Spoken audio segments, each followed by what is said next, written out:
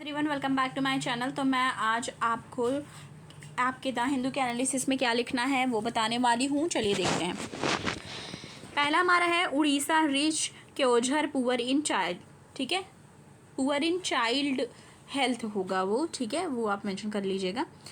तो इसमें है वुमेन इन्फेंट, वो स्ट्रगल कर रहे हैं एक्सेस बेसिक एम्यूनिटीज़ के लिए, मतलब कि उनको बेसिक ज़रूरतें जो हैं उनकी वो नहीं पूरी हो पा रही हैं। ठीक है, उड़ीसा गवर्नमेंट जो है वो प्लान कर रही है तीन mega educational complex exclusively for tribal student.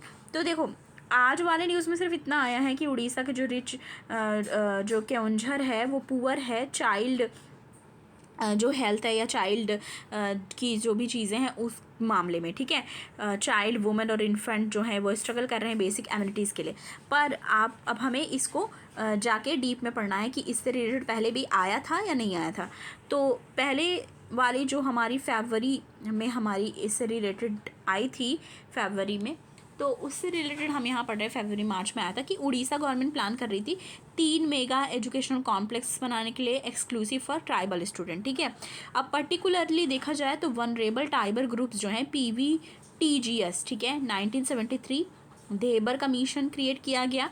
तो उन्होंने क्या बनाया, प्रिमिटिव ट्राइबल ग्रुप PTG बनाया। ठीक है, फिर 2006 में क्या हुआ कि गवर्नमेंट ऑफ इंडिया ने क्या किया, रीनेम किया, मतलब इस नाम को रीनेम कर दिया। ठीक है, तो इसका नाम क्या रख दिया गया, PVTGS। ठीक है, अब इसमें क्या है, PVTG क्या होता है, most vulnerable tribal group in India है। ठीक है, और इसमें क्या बताया जा रहा है, फुल फॉर्म तो PVTG का लिख ही दिया है मैंने, पर्टिकुलरली वनरेबल ट्राइबल ग्रुप्स। अब देखो, इन जो ये PVTG हैं उनमें क्या क्या दिक्कत है। मोस्ट वनरेबल ट्राइबल ग्रुप जो आते हैं, one of the most vulnerable tribal groups में इंक्लूड हैं। ठीक है, डेक्लाइन है और स्टैगनेंट पॉपुलेशन है इनकी। ठीक है, लो लेवल ऑफ लिटरेसी देखी जाती है इस ट्राइबल ग्रुप में। प्री एग्रीकल्चरल लेवल जो लेवल है ऑफ टेक्नोलॉजी और इकोनॉमिक बैकवर्डनेस देखी गई हैं। और क्या चीज़ें हैं, रिमोट लोकेलिटीज़ हैं। ठीक है, पुअर इंफ्रास्ट्रक्चर है यहाँ पे इस जगह, और एडमिनिस्ट्रेटिव सपोर्ट भी उतना अच्छे से पहुँच नहीं पाता। क्योझर की बात की जा रही है यहाँ पे, उड़ीसा में क्योझर जो है जगह वहाँ की। Government policies and programme for tribal population क्या क्या रहे हैं अभी तक, वो भी हम डिस्कस करेंगे। क्योंकि देखो, ये फॉर एग्जांपल हम मेंशन कर सकते हैं। ठीक है, फॉर एग्जांपल ले सकते हैं कि इस जगह का है, पर हमारा डीप में हमें ये देखना है कि हमारे सिलेबस से क्या रिलेट करता है। तो हमारे सिलेबस से ये ट्राइबल ग्रुप से रिलेटेड, जितने ट्राइबल से रिलेटेड क्वेश्चन बनते हैं उससे रिलेटेड है ये। तो हम ये देख लेंगे कि गवर्नमेंट पॉलिसी और प्रोग्राम कौन से हैं ट्राइबल पॉपुलेशन के लिए जो अभी तक आए हुए हैं। ठीक है, उसमें पहले है पोस्ट मैट्रिक स्कॉलरशिप स्कीम। ठीक है, वो सेंट्रली स्पॉन्सर्ड स्कीम है, पहली चीज़। दूसरी, एकलव्य मॉडल रेजिडेंशियल स्कूल। अभी आपको याद होगा कुछ दिन पहले, ठीक है, हमने ये वाला पढ़ा हुआ था, एकलव्य मॉडल रेजिडेंशियल स्कूल, जो कि बेस्ड है नवोदय मॉडल पे। जो नवोदय विद्यालय होते हैं उन पे बेस्ड है ये एकलव्य मॉडल रेजिडेंशियल स्कूल। ठीक है, national overseas scholarship scheme third है जो कि प्रोग्राम एक आया। इसमें फाइनेंशियल असिस्टेंस दिया जाता है और 20 स्टूडेंट को सेलेक्ट किया जाता है PhD और पोस्ट डॉक्टोरल स्टडीज़ करने के लिए, उनको भेजने के लिए। ठीक है, नेशनल ओवरसीज़ के लिए, मतलब बाहर जाके वो कर सकते हैं। 20 लोग को सेलेक्ट किया जाता है।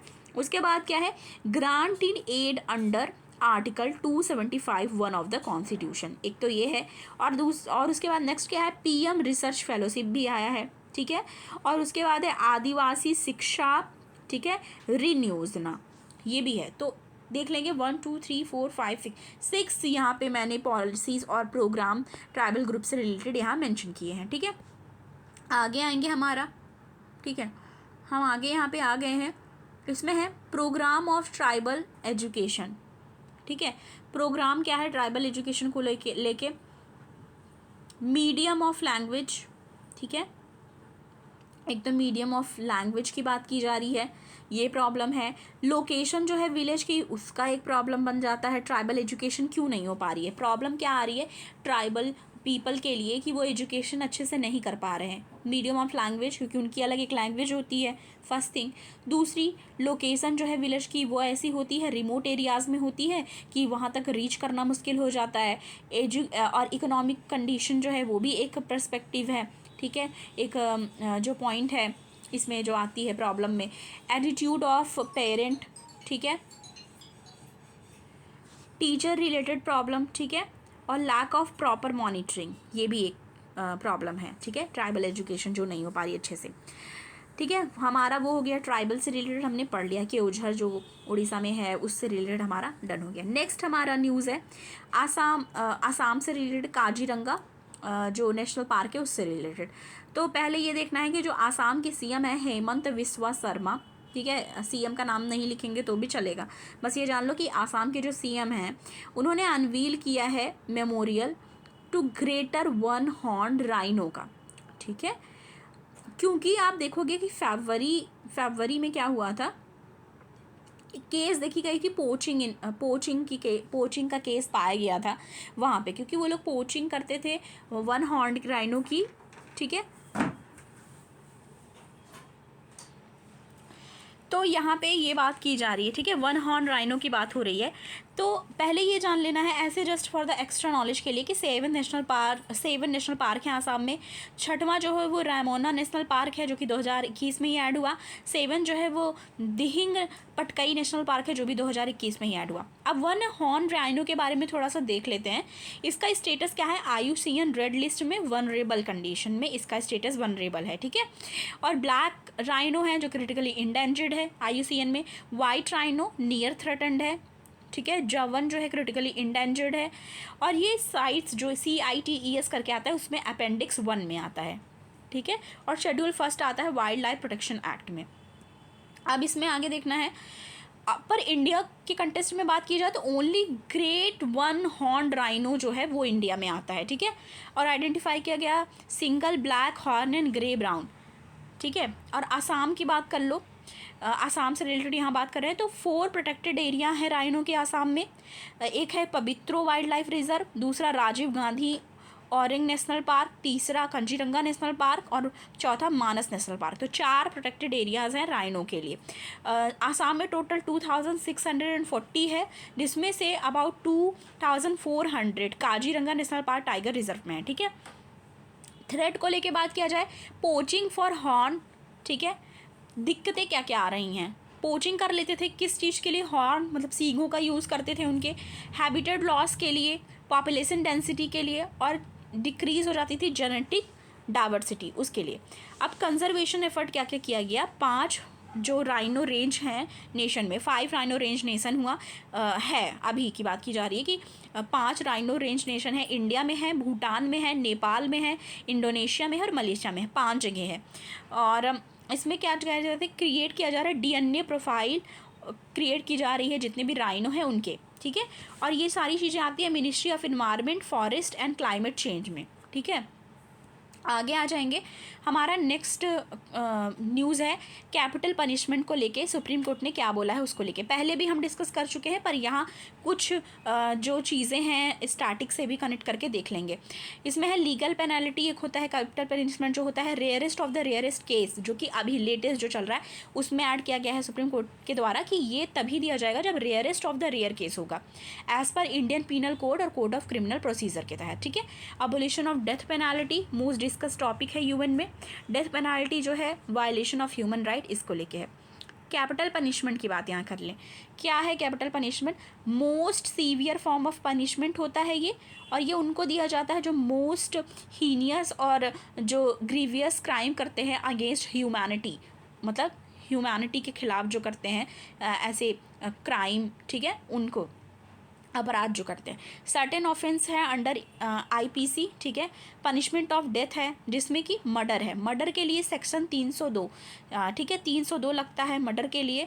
डिकॉटी विथ मर्डर के लिए सेक्शन 396 लगता है। क्रिमिनल कॉन्स्पिरेंसी के लिए सेक्शन 120B लगता है। Waging war against government of India attempting to do section 121 लगता है। तो ये था थोड़ा extra information. Death penalty sometime जो है वो इंटरचेंज भी कर ली जाती है कैपिटल पनिशमेंट के साथ, ठीक है। पार्डन, अब देखो डेथ पेनाल्टी अगर किसी को है, ये लाइफ इम्प्रिजनमेंट किसी को कर दिया गया है, तो वो पार्डन किया जा सकता है किसके द्वारा? प्रेसिडेंट के द्वारा।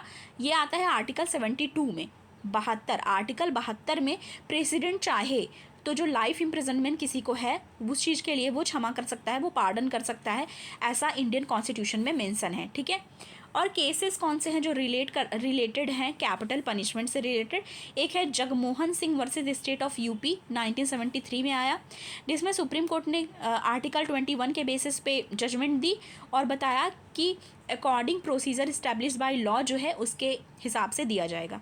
दूसरा बचन Singh versus state of Punjab, तो वहाँ पे क्या हुआ था, सुप्रीम कोर्ट ने बोला ये rarest of the rare case, तो हमारा अभी जो लेटेस्ट न्यूज़ में चल रहा है वो rarest of the rare case की बात की जा रही है, जो कि Bachan Singh versus state of Punjab से रिलेटेड है, 1979।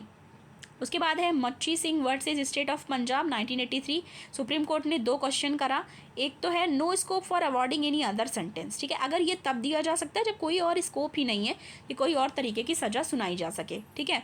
दूसरा does the circumstances still warrant death, ठीक है, कि क्या ऐसा है क्राइम कि इसमें डेथ जो भी है डेथ वारंट वगैरह है, तो ये चीज़ भी ध्यान में रखनी है। तो ये थी हमारी द हिंदू की एनालिसिस आज के लिए। पसंद आए वीडियो को लाइक कीजिए, ज़्यादा से ज़्यादा शेयर कीजिए, चैनल पर नए हैं सब्सक्राइब करना ना भूलें। मिलती हूँ आपको नेक्स्ट वीडियो के साथ। Thank you.